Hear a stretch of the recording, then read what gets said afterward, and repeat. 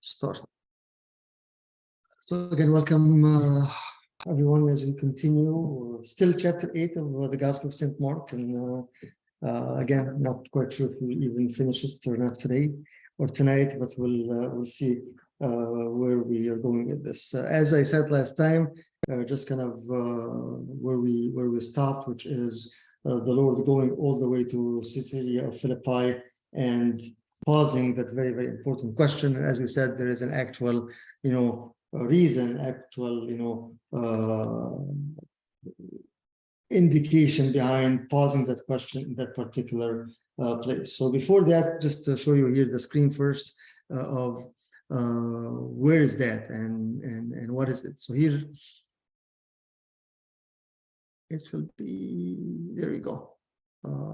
So this is again, if you can see here, there is Texas Peter's great confession, which we'll talk about it today. This is exactly Caesarea of Philippi, where the Lord travels to rest, and then again here is in relation to everybody else or everywhere else. So there is Capernaum, here is Bethsaida, which he was just there. So as we can see, he traveled all the way, as you said, about 25 miles or so to go up to Caesarea of Philippi in order to pause that question. Again, it's away from the Galilee, away from all the action, right, and going out of his way.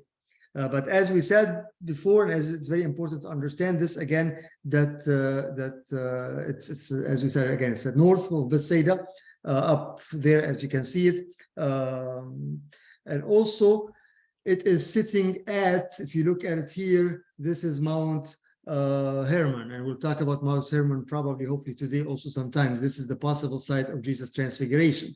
So you can connect things together, again, the city that is, or the town that was named after Augustus Caesar and Herod Philip, the representative of the Roman authorities, the Roman Empire, all the glory, all the kingdom, and everything. And then also, as we said before, it contains a marble temple dedicated to Augustus. So this place was actually very also center of worshiping and offering sacrifices to Caesar and so forth. It was a place dedicated to the glory of Rome, and that glory is now gone.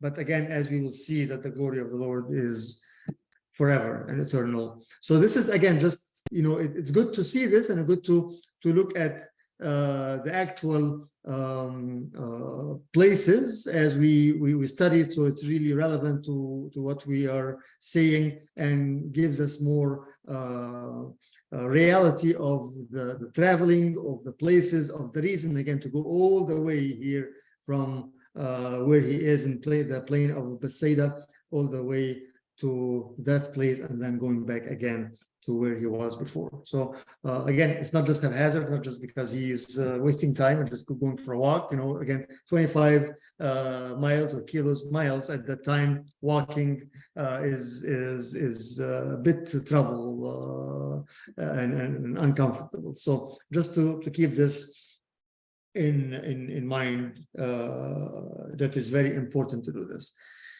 And again, this will all lead to the rest of chapter 8 and the beginning of chapter 9 also as we go through it. So as we said before, based on this particular time and place of the scripture, you see that things are starting to take a different turn and different. The Lord is talking more and more about, the cross, about what's going to happen to him, and moving with that mindset till the end of the gospel. So we're done pretty much with the day-to-day events, with the preaching, with the teaching, with the miracles, and then going specifically the part that we'll read today, going on to something that is very changing in direction for the scripture, for the Gospel of St. Mark. The other Caesarea is actually in more towards the Minor Asia, so it's totally different from that part of Palestine. So it's not there. There is another part actually that would be close to the sea, to the Lebanon and Tyre and Sidon, which is right in this area here. I'll share the screen. But then the other one, which is again the one that's mentioned in the epistles of St. Paul, is in a totally different place, which is again towards Asia Minor and so forth. So there is Tyre, there is Sidon, there is that area of there it is. There is another Caesarea Maritima, which is again close to the same area, and all the place on the Mediterranean Sea. So you can see again that's totally different than where what we're talking about here. So there's another Caesarea here, there is Caesarea Philippi, and then there is another one that's not on this particular map, which is close to Asia Minor after this. So with all that, again, comes, remember, we were talking about, people are asking for a miracle, from heaven, asking for something else. And he said, like, what, you don't need a miracle because, again, that's not the point. The point that you are, you're still missing what's happening and what is really the whole purpose of everything. So with that, we'll take to a different level here, which is something that's very, very important, actually, the way it's written, which makes us also very need to dig in more and more in the idea of something that is very much driven by the culture that we're living in right now, which is being opinionator, giving our opinion, right? So first of all, how do you feel when somebody asks you, say, please let me know what do you think, what's your opinion about whatever, right? Something that's relevant, maybe your opinion about politics, about church, about something that's kind of like valuable. How do you feel when somebody asks you, what do you think your opinion is? How does that feel? Have to tiptoe around it, like okay, make sure you don't hurt anybody's feelings, that you're not offending anybody. Okay, but if you have the courage or the guts, you're probably gonna just go all for it and be straight. Okay, so Juliana, say you gotta tiptoe around it and see exactly what you say doesn't hurt somebody, or you gonna be like try to be give a political answer and a diplomatic answer and not to hurt anybody else. Okay, what else? Well, how does it feel to me as a person that I was asked to give my opinion? Stress is one thing. What else? What do you guys think?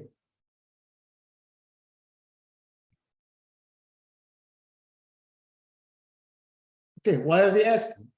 Okay, why are they asking? So what's behind the question, right?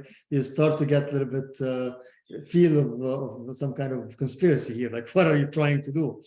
Which is actually what happened here with the Lord and the disciples. He's actually setting a trap for them, if we call it this way. But what else? What else?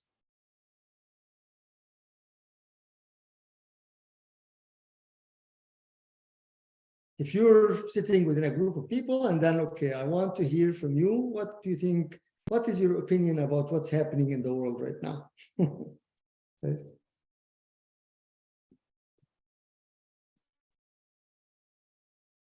What's the relationship what's my relationship with the person? Again, are you asking because you really admire and want to hear my opinion, or you're just you want to hold something against me, or you want to criticize me, or yeah, we need to be careful with having spouses together here now. If your spouse asks you about what's your opinion, be careful not to answer right away. Like, what's behind the question? It could be a trap, so be careful. Yeah. What else? I think sometimes it's sort of testing. Okay, testing of I want to just kind of like see how you think, how you look at things. Like, I feel like Christ here was like, when he asked him the question, was like, from everything that now you have seen and heard and did with me, Okay. What is the conclusion like that you essentially came to? Okay. What's after all this? Do you understand, or you still don't understand? Right? Are you ready for another lesson and another,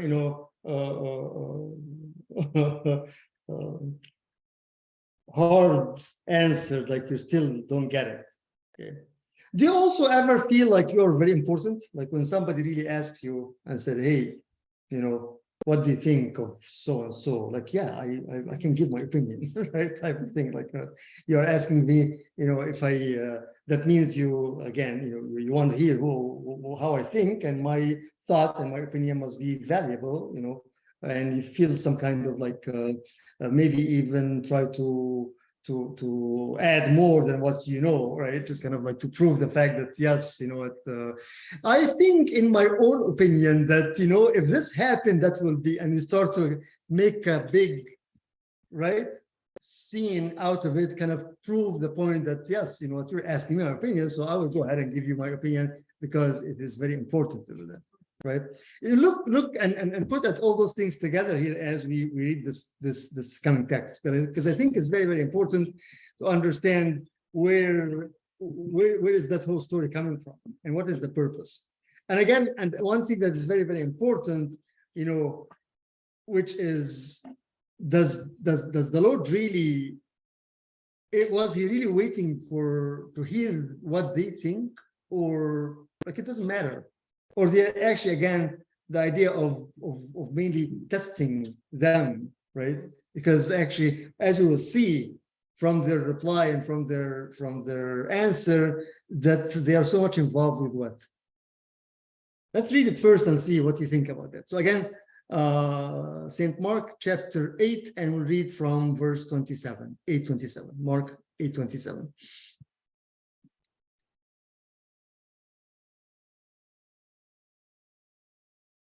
And Jesus went on with his disciples to the villages of Caesarea Philippi. And on the way, he asked his disciples, "Who do people say that I am?" Not who do you think, who am I? No, who do you think people say, first of all, I am? And the way the question is presented is very, very interesting. And they told him, John the Baptist, and others say Elijah, and others one of the prophets. And he asked them, "But who do you say that I am?" Peter answered him, "You are the Christ." And he strictly charged them to tell no one about him. Let's just stop at this point here and see. Again, because the question that the Lord is asking the disciples, not first, what do you think who I am, but he is asking them, what do you think, or who do the people say? So in that way, their answer reflects what? That there's so much what? Involved with the people, yeah, with the gossips, with what's happening, with the news, with the CNN news at that time, right? So it's something very, very interesting because, and I don't think we look at it this way when we look at the text, right? But he's actually trying to tell them, he's trying to prove to them that you are so much concerned about other things than what you are supposed to be concerned about, right? So again, that's the trap that he's trying to kind of throw it in front of them. So what do you think people say I am? So in that context, what would the right answer be, do you think? I don't know. We're not really into what the people are saying right now. We know we're so much following you. We're so much trying to learn what you're trying to teach us, and we're so much concerned about the teaching and the miracles and everything. We don't really care about what the people say. Right? What's the parallel between this and between what we go through in our social, our spiritual, our mix of everything together? What do you think of that?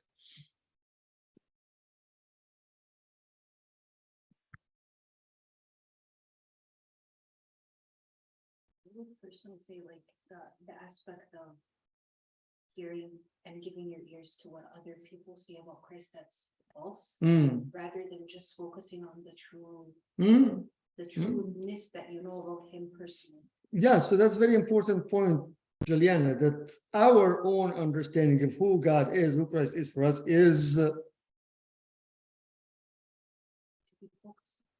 is impacted by what the people say, not my own experience. Is this something good or bad? When would it be good, and when would it be bad? Depends who you allow, and like I feel like if you're coming to church and let's say you don't have hope, and then somebody says something, and or like you hear a sermon or something, and then God touches your heart, then that changes your perception, which is good.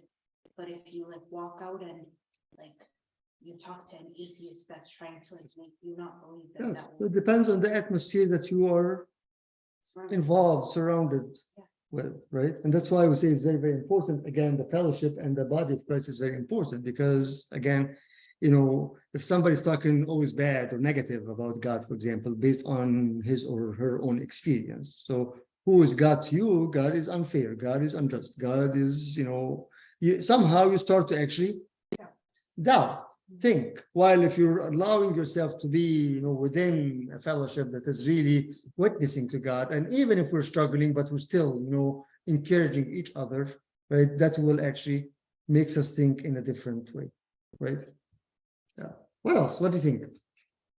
I want to hear from you guys online.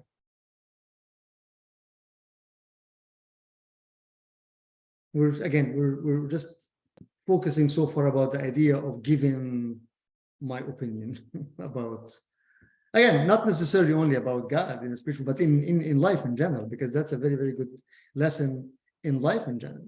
Like, hey, what's your opinion about what is going on in the world right now, about, you know, the war in Ukraine, right? I might not have any idea what's going on, but I have to give my 2 cents. So I start to, well, I think what's happening is so and so, right? And just to kind of be in the picture, right? Yeah. Thoughts?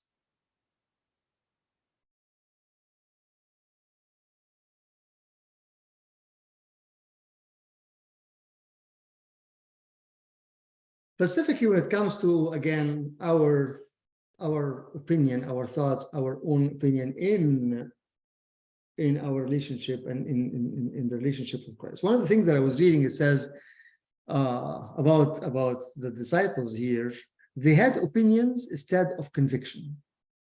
They had opinion instead of conviction. What does that mean? Again, the opinion would be what?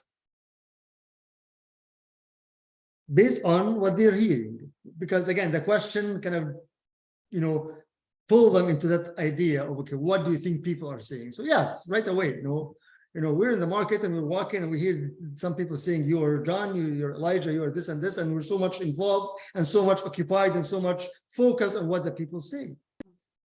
But does it come from an actual conviction from the Spirit that's in my heart? Like, no, I know it's not just, I'm not just repeating words, but I'm actually talking about my own, how I can see God in my life, right?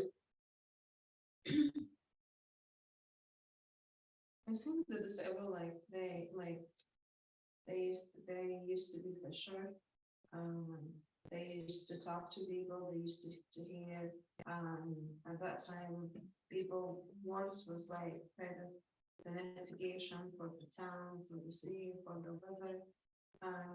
So I feel like it's an old habit, but it's like a nature of habit at this point that they just hearing what is happening around them. I don't think they, at this point, ignoring what they are seeing and they just going based on what they hear. I feel like it just their human nature is just going on with what's happening. That's again, you know, it's part of normal dialect, normal, you know, conversation, if you want to say that, right? That's what you're trying to say. I would say, like, if I wanna analyze it like in personality wise, I would assume that's the normal personality, the human personality. But if I wanna compare it to like the godly person and the non-godly person, I would say at this point they just have half and half. They saw what God did and what Jesus did in Yes. his life, but but they still had that habit. They made them survive in the markets to hear what is happening. Right. That's a very good point. Very good point. Because again, what that's why I was saying there is a challenge here. What the challenge is and what the trap is from the Lord is not just to laugh at them and say, hey, you failed, here you go.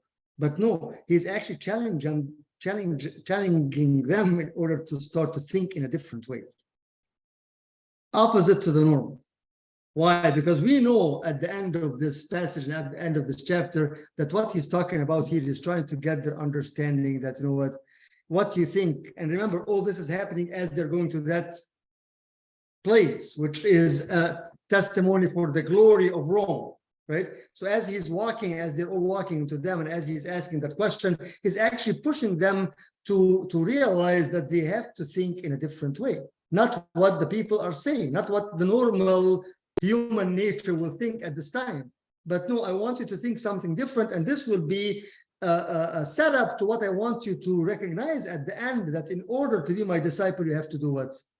To lose yourself. That's what's going to come up in the next couple of verses here. So he's building up something that's very, very important by throwing that question, because he's trying to tell them what? Don't just be like everybody else. Yeah? Yes, it's the market. Yes, it's your fishermen. Yes, that's what you're used to. How is the day going? What's your opinion about what you caught today? What was the sea like? How is, you know what? I'm trying to tell you that I'm trying to get you to realize after you answer those questions that I am pushing you to start to think in a different way, opposite to everything else, right? And that's very important. Again, you see the irony of this, again, specifically related to the city that he is taking them to, because as he goes on with the text and with the teaching, he's trying to tell them, what the glory that you think is not glory, right? The glory that I think is the suffering. It's not the glory, right? So as they're walking into that beautiful town and see the marble temple and see all those things, and then he asks them, what do you think I am? And then he goes on to the point that I have to be killed, right? And if I have to be killed and you are following me, that means that you are what? You're going to get killed. So you better be ready for that. And that just don't go just by the flow and by what people are saying, because it doesn't matter. If you are fixing your opinion and who I am based on what the people say, not about what your true understanding is, then you're in trouble. You're in trouble. And I think that's very, very relevant to what we go through in our daily encounter with our spiritual life, because we still at one point don't really understand that what the glory is through the suffering, right? But we're always asking for the glory without the suffering, right? And that's why we don't have that conviction, but we have this opinion. Just again, yes, I agree with you, Nora, that it's the nature, but he's trying to make them ready to be against the nature. And that's exactly what he told us, all of us, at one point. You are not from this world, right? The world will hate you, right? And what he's teaching them after this in the next couple of verses is totally against the whole world. If you want to lose yourself, what? If you want to gain yourself, lose it. But if you lose yourself for me, then it's totally different way of thinking. And as if he's saying, this is the condition of being my disciple. So you better be ready not to just be impacted by what the people say, because that's not the point. That's not the point. Right? What other thoughts do you have?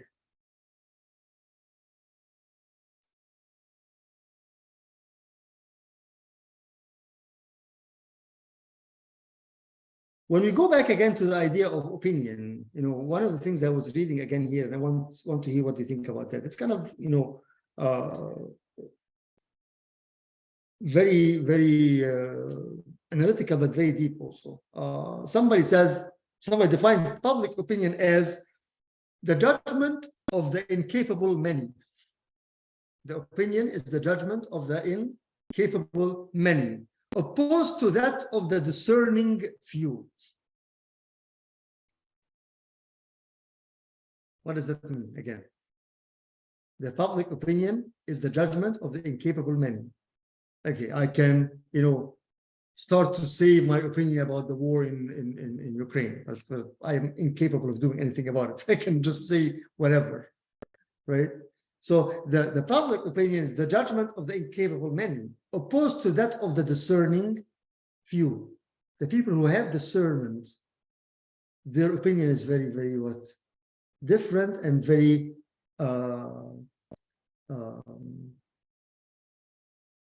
precious. They don't just talk, right?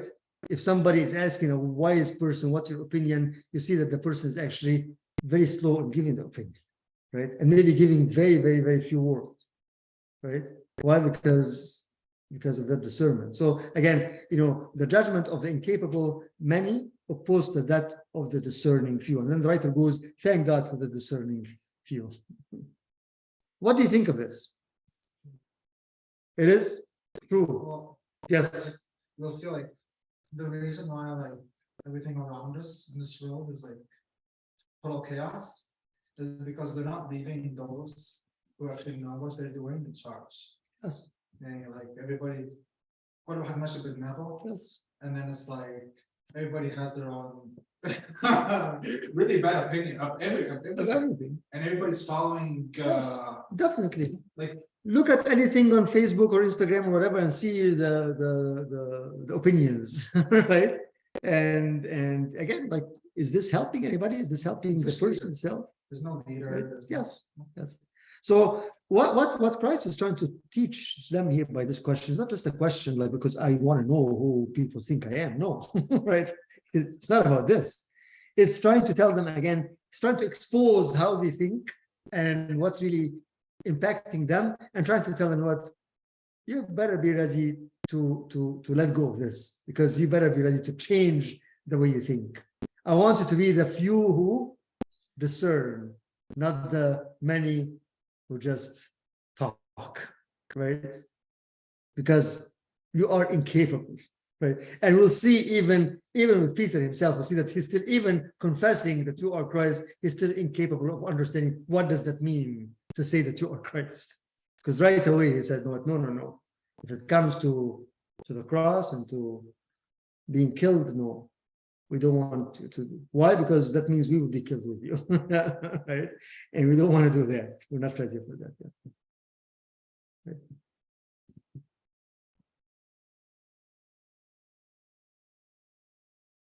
So Jesus went on with his disciples to the villages of Caesarea Philippi, and on the way he asked his disciples, "Who do people say that I am?" And they told him, John the Baptist, and others say Elijah, and others one of the prophets. And he asked them, "But who do you say that I am?" Don't worry about people now. What do you think? And then Peter, as usual, just jumped right away and said, "Okay, you are the Christ." And he strictly charged them to tell no one about him. Again, as it says before, not to tell anyone about him. Why not to tell anyone about him? Again, number one, it wasn't the time. He doesn't want to declare himself. But what else? Was he worried about them? He's worried about them. Why, Anthony?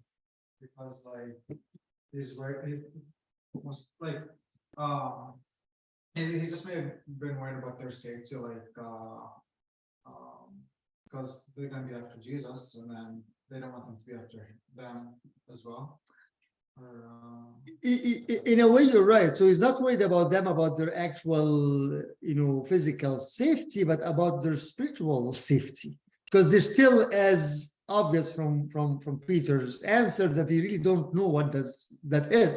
They don't understand what the Christ is, because if you know the Torah, you know that the Christ is coming to be crucified, to be offered as a sacrifice, but they're still not totally understanding that. So they're still going with the idea of the leader that will come and save and help. So he's telling them, remember when he told the Mary Magdalene, "Do not touch me, because I have not yet ascended in your eyes," right? I'm not God in your eyes yet. You're still confused. You're still thinking that I am a human being that like everybody else. So don't touch me, because you still don't understand what does it mean to be God in the flesh that is resurrected. right? So in a similar way, he's telling them, don't go tell, because you don't still, if I explain something to you and you really don't grasp the meaning, so like just don't talk to anybody about it now, because you're gonna make it worse, right? So just hold them, you're not ready for that yet, right? And obviously that's what happened with Peter just later on, just in the next few verses or so. So although they confessed, or Peter confessed on their behalf, then following the confession, there was confusion, right? There's confusion. Why confusion? Because now he's telling them, okay, if this is what you think I am, now be ready, because the Christ is going to die. And then like, what, we didn't follow you to die, right?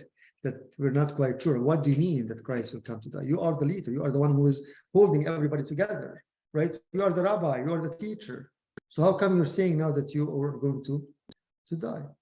Right? Again, he is pushing on the idea of you need to start to think in a different way, right? Which comes along exactly actually what St. Paul says is the transformation is by the renewal of the mind, right? So here, all this dialogue between the Lord and between the disciples, and then later on with the people, bringing the people into the scene, is trying to push them to the idea of renew your mind. You start to think in a different way, right? Don't just listen to what the people are saying and just come, repeat everything like parrots. Like, no, I don't want you to. I want you to have your own understanding, because based on that, you'll be able to continue the work that I want you to do. Remember, he's talking to the people who will be the seed for the church later on, right? So in preparation for all that, he's telling them, you better be actually ready and understanding it. Questions or comments?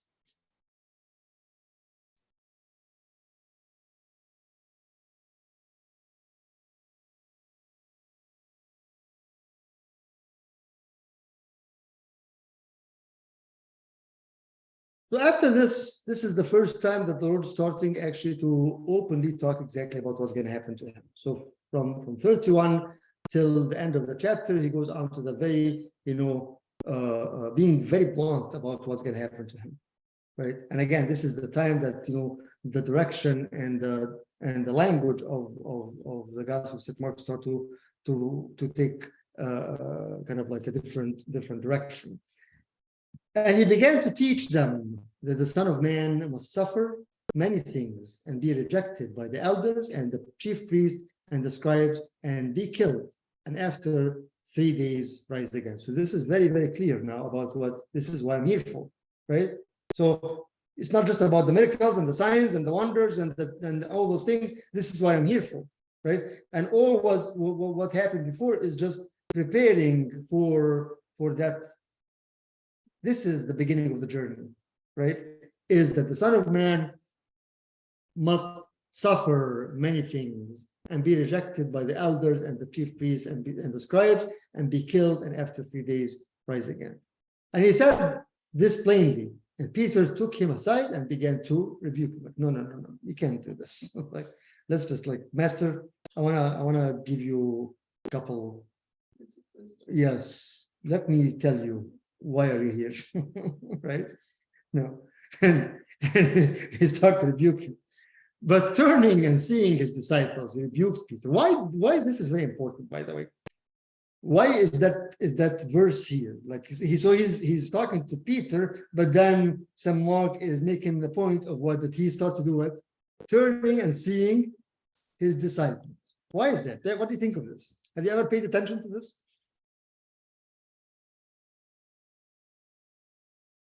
So Peter is the troublemaker. Peter is the one that is trying to tell him, here is what is supposed to be work. How it's supposed to work. You don't know how it works. You're not supposed to die, right? And then he's talking to him, but again, as he's doing this, he's turning and talking and seeing to looking at the disciples. Maybe to see if anyone agrees with Peter. Okay, that's one thing. Maybe looking, just getting their attention. What else? Didn't they think at some point that Peter was like the top notch, so Christ. In their mind, as we said, and we talked about this last Sunday on the sermon, that they think at one point that he is the leader, right? So yes, so are they following him or not? Like, since the other events that happened with Peter, that they thought that he is, and then as we know from this particular time, the Gospel of Matthew and Luke said that blessed are you, Simon, because the Lord, the Father. So he actually, after said that you are Christ, he got to be blessed, right? So again, the idea of are you really focusing on me or focusing on what's happening around you? I feel like also when Christ looked back and looked at the disciples, then he rebuked Peter, was kind of showing them I don't have favorites. That's not what. Yes, it's not just Peter, it's all of you. Maybe Peter is the one, because of his personality, he's the one who spoke, right away. But I know that you all have the same kind of understanding, right? That you don't want to go through the cross, right? Remember, again, at one point, the mother of the two came and told him, can you please make sure that one sits on your right hand, one sits on your left hand, right?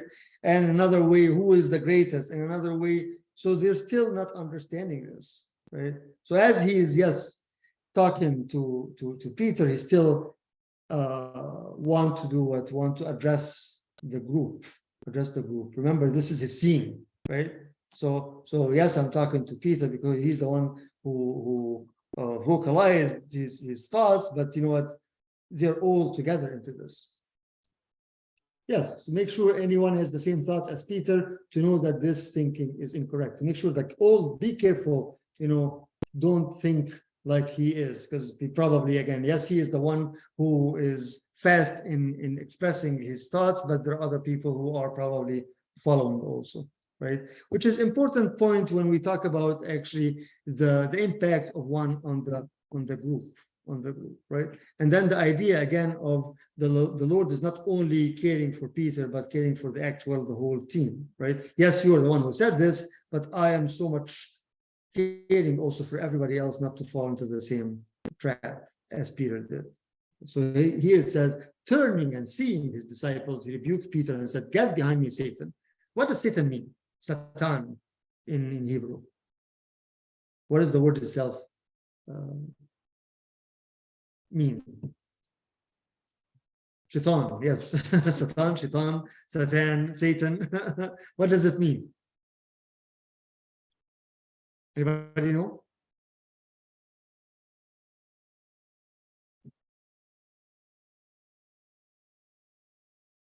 Satanas. Not evil. Not evil. A word that's very, very important, and it makes a huge, big sense in our understanding of the work of Satan. Say again? I can hear you. I still can't hear you.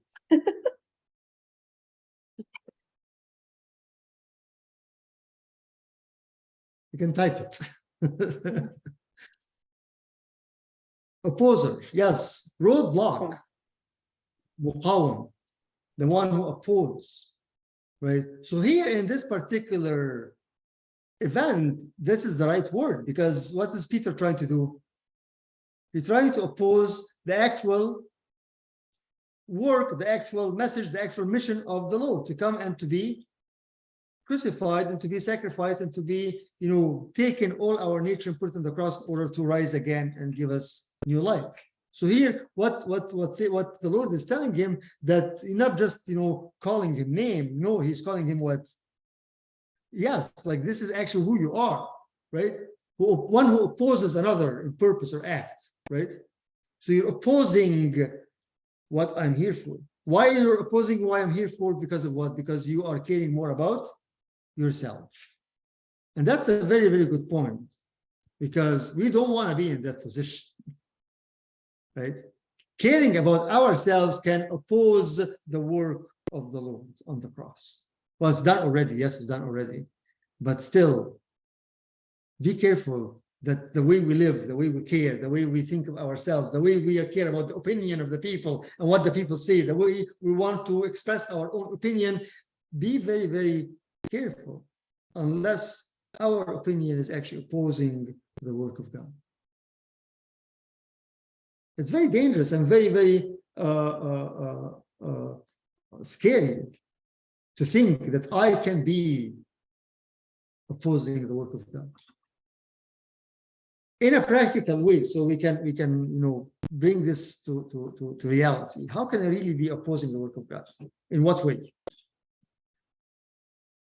Examples, things that we do on again, part of our life, part of our day-to-day activities.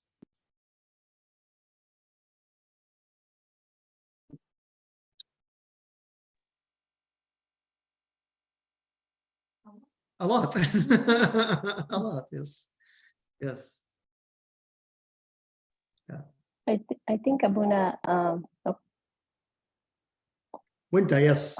I was just thinking of how off it sounds, that Peter was, rebuking Christ. I'm like, oh, how dare he do that? But, him calling him that roadblock the way you explained, it makes sense. That's a form of, I feel like, a rebuke. Especially when we're called to do certain things that we, constantly choose ourselves, not to go to that discomfort and not to go through the pain. We're constantly standing in his way. Right.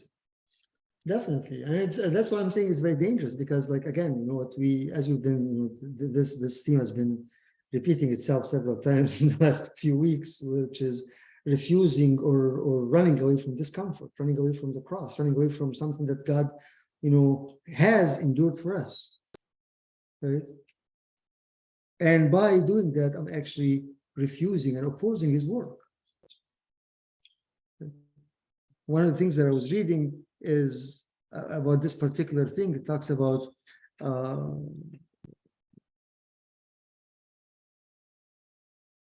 Satan's philosophy is glory without suffering, while God's philosophy is suffering transformed into glory. Right. And it's very, very interesting. Also, on Saturday we're studying First Peter, right? It's very interesting when you see actually the writings of Peter about this particular topic. Now you know why he's doing this. Why First Peter is always suffering and glory, suffering. Like, I got it. I got the lesson. I am living it. He himself lived it up to death, and he wants to make sure that everybody has understood this.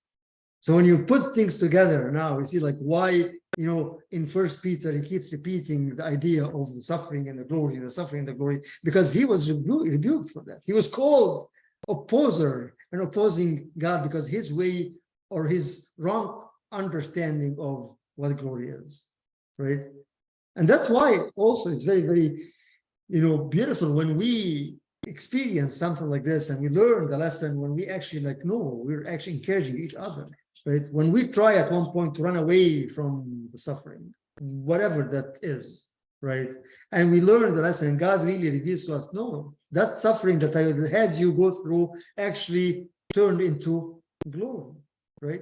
Now, when I'm going through this, and I know there is somebody else that is struggling and suffering, do you think that is a light thing to stand and say, "What I know where you at," right?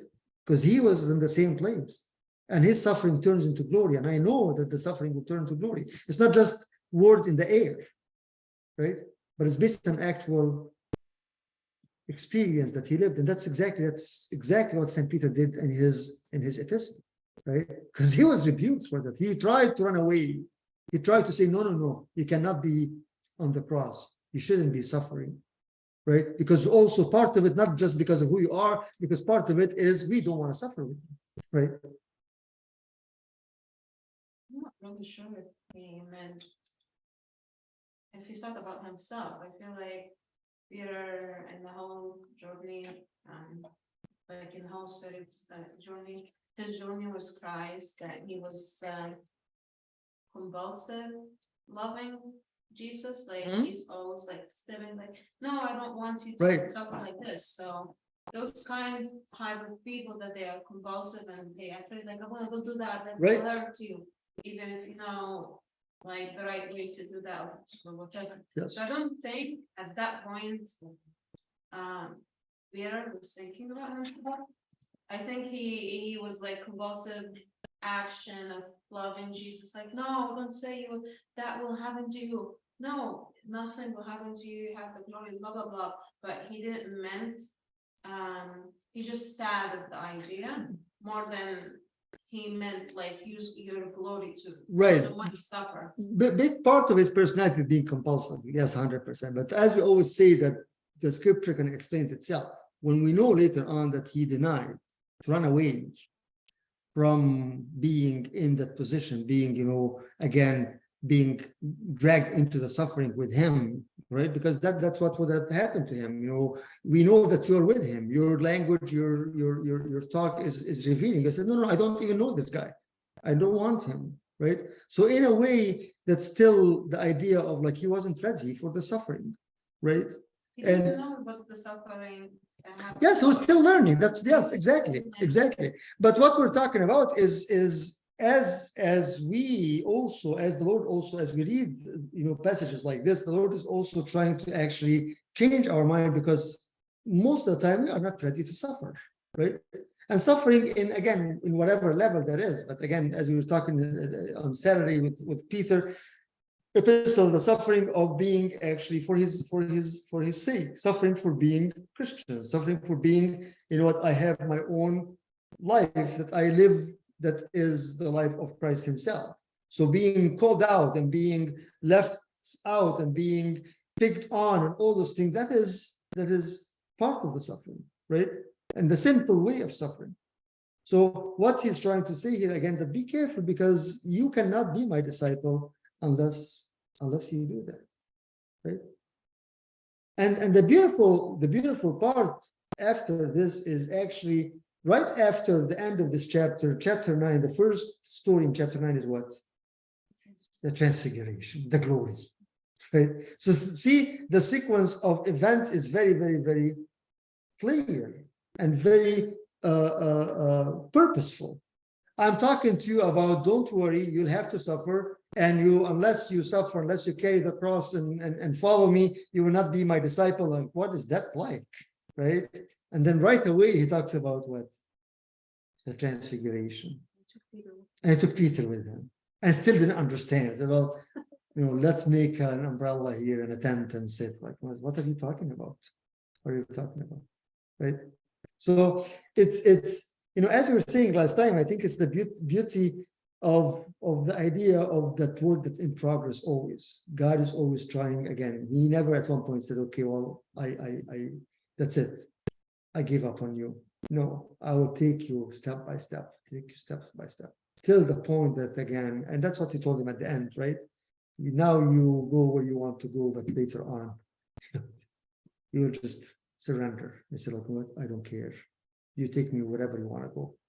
If it's a cross, if it's glory, if it's whatever, I'm with you. This is what we need to reach at this point, right? Because that's what, again, he's talking about when he goes on to explain to them more and more in the passage towards the end of the chapter, right?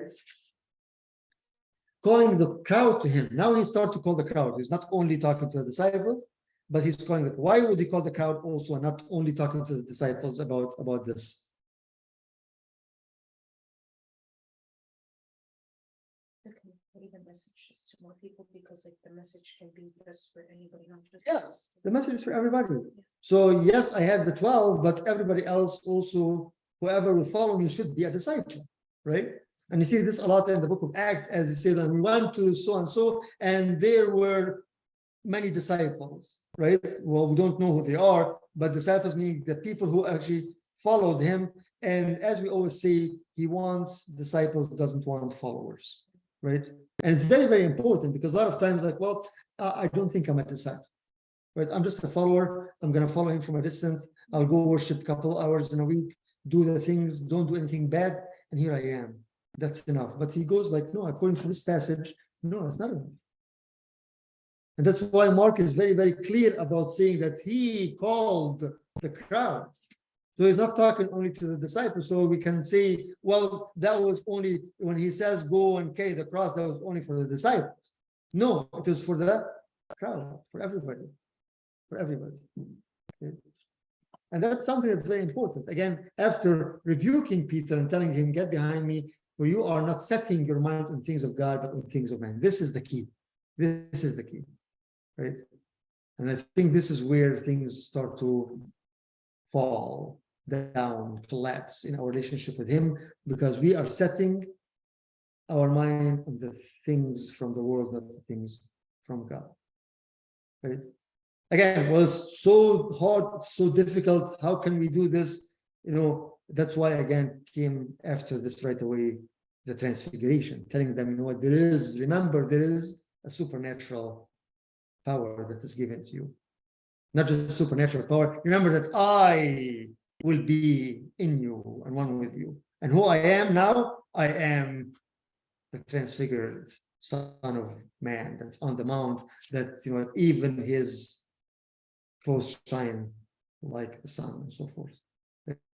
So when we hear this passage is always, when we hear it, it's kind of like, you know what, makes us very, very kind of like scared, right? And maybe hopeless and like, okay, well, you know, again, you know, you read it, calling the crowd to him with the disciples, he said to them, all of them together, everybody, if anyone would come after me, let him deny himself and take up his cross and follow me. And right away we say, this is too hard, right? How can I deny myself while I'm still, you know, living and figuring out my future, and young couple that's just started my life and have all the hopes and the dreams ahead of us. What do you mean? I need to give up everything like that? So why am I living even? And it becomes very, very puzzling and very actually reason to distance ourselves, because again, we know when you know that you know there is a problem about talking about something, so not talking about it will let the problem go. Well, no, the problem is still there. Avoiding talking about it doesn't mean that it's gone, right? If you have a problem in hiding in one of your closets, right, and you don't want to open that closet, that doesn't mean that it's gone. It's there, right? But what we do is we avoid talking and thinking about it, because we know that it's hard, and we know sometimes that we cannot really accomplish this, or we cannot really make it relevant to our life. So let's not talk about this. The discomfort. Sometimes if you pick up the cross and be like, well, now what?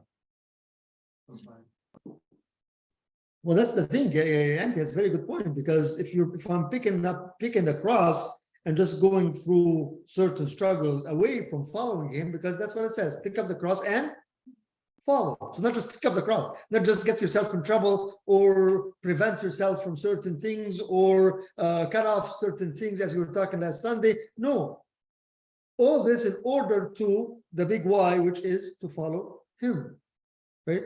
So what's next? What's next is surrendering ourselves to the Spirit, and then the Spirit will guide us.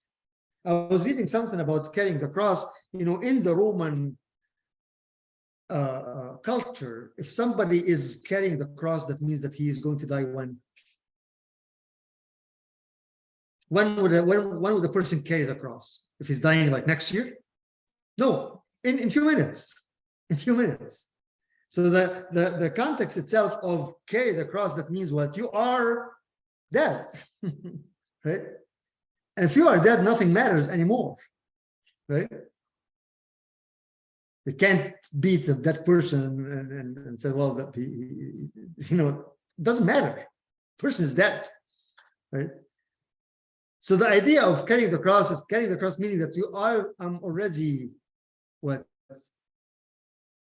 Accepting the fact that I will be executed in the next 2, 3, 5 minutes max, right? When the Lord carried the cross, it was between carrying the cross and between reaching the place, right? And they could go, and that was it. So it's not just, okay, carry the cross and live. No, carry the cross and die, right? So that means that when I carry the cross, I'm dying, but I'm actually what? Living. Because as a dead person, nothing impacts me anymore. See, that's the key. That's the key. If I'm dead, I'm not thirsty, I'm not hungry, I'm not anything. Right? So I am dead, but I am what? I'm alive in him. Right? And that is the answer for the question, what's next? What's next is then I surrender myself to him, that he becomes my life. He becomes my life. I find that's why he's saying here that, again, whoever would save his life will lose it. Save his life, meaning refusing to carry the cross, meaning refusing the sentence, right? If I may say it this way. But then, because I'm alive, I'm so much dead because I'm worried about everything else in the world, right? I'm living with that mindset that I'm caring about myself. Actually, I'm dead because I'm so much worried about what's going to happen, about the future, about if I'm going to get this promotion or not, if I'm going to, what's going to happen to my future, all those things. And at the end of the day, I'm actually what? In a way, I'm dead, right? Again, in a practical way, the Lord is not saying go and just, deny to be living as a functional member of the church. No, but live that with the mindset again of what? It's not about myself. It's not about myself. And also pushing ourselves to the point of, yes, I can actually get, it's okay, as I was saying last couple of Sundays before, it's okay to be uncomfortable. It's okay to do that. I'm not going to lose anything. Actually, I'll find myself more. Find myself more liberated, find myself more free, find myself more able to do other things based on the fact that I'm dead already. Right?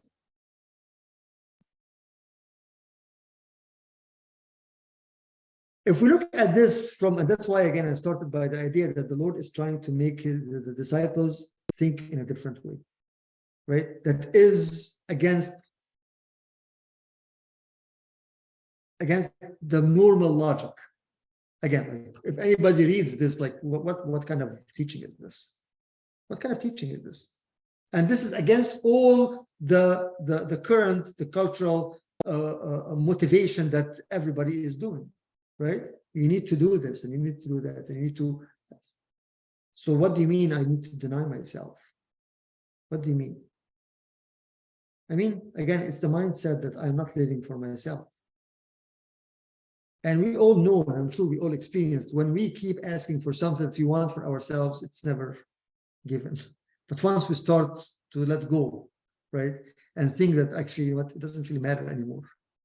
And if it's really for our good, you say like, okay, here you go. Now I'm going to give it to you. Because you let go, because you know now that it's what? I'm dead, right? So it doesn't matter if I have it or not. Reaching that contentment.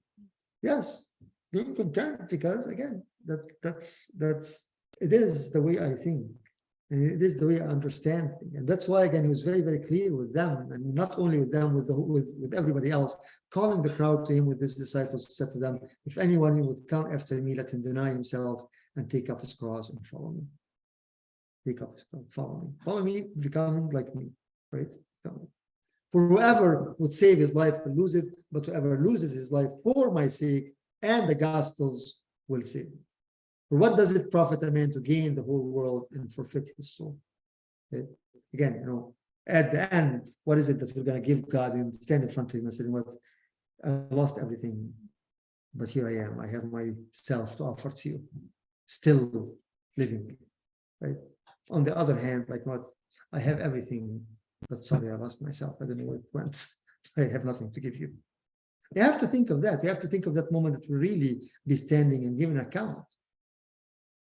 Okay? Knowing and trusting that, as we said before, with the commandment comes with it the power to fulfill it. Okay? So don't look at this and say again, you know what, well, it's too hard, nobody can do it. No, I said yes, right?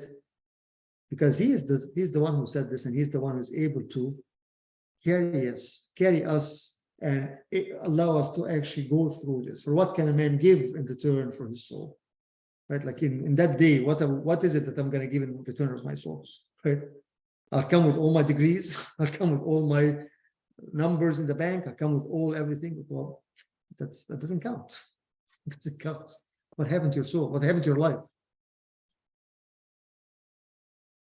For whoever is ashamed of me and my words in this adulterous and sinful generation, this is what this is. When I am, taken and caring for myself more than him, that means that I'm ashamed of his word. Right? That no, your word is not, it's not real. It's not going to work. For whoever is ashamed of me and of my words in this adulterous and sinful generation, of him will the Son of Man also be ashamed when he comes in the glory of his Father with the holy angels. That's why he ends this passage with that scene. And because that is it. Everything that we do and everything that we are trying to accomplish here is because of that day when he comes in his, and he quotes again, when he comes in his glory. His glory. And then again, next chapter right away is talking about what that glory is. And the fathers talk about the transfiguration as it's a glimpse of the glory that's in heaven. The same light that's in heaven is the same. We'll share this with you next time, God willing. But it's very, very important. And he's bringing the whole weight of that day into this now. Because that's what it comes down to. In that day when he comes in his glory, will I have something in return of my soul to give it to him? Or it's going to say, Lord, I lost everything. I lost everything. Finished chapter 8. Any questions or additions?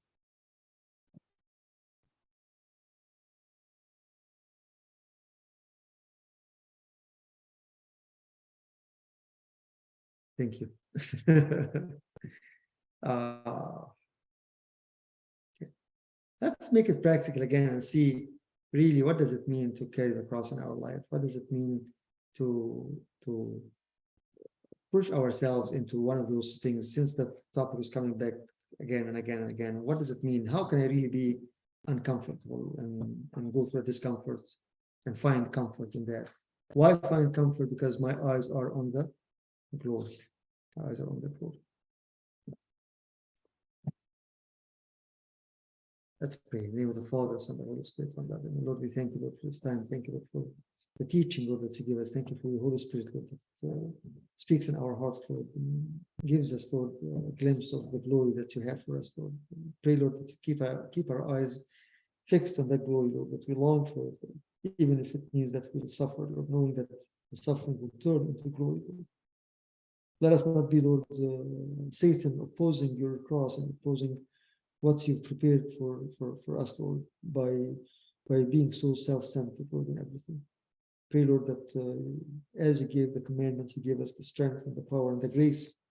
As you said, Lord, that with you everything is possible, Lord. We are really able to carry the cross, and we're really able, Lord, to forget ourselves, to walk, Lord, as dead, Lord, from the world, but living and alive in you and with you. Praying, Lord, for all my brothers and sisters, for those who are struggling, for those who have no one to remember them, Lord, remember everyone. Bring everybody, Lord, back again to your bosom, Lord, in order to enjoy the glory that we have, Lord, for us, eternal glory that no one can take from us. Hear our prayers, supplication, prayers of all your saints. In your name, Lord, Jesus, and say, Our Father who art in heaven, hallowed be thy kingdom come. Give us this day our trespasses. Lead us not temptation, but deliver us. Thine the kingdom, power, and the glory. Now forever to ages, Lord. Love God the Father, the grace of the only begotten Son, go in peace with you, and have a good night. Thank you, Bruno. Thank you. Take care. Thank you, Abuna. Thank you, Abuna. Thank you, Bruno. Thank you.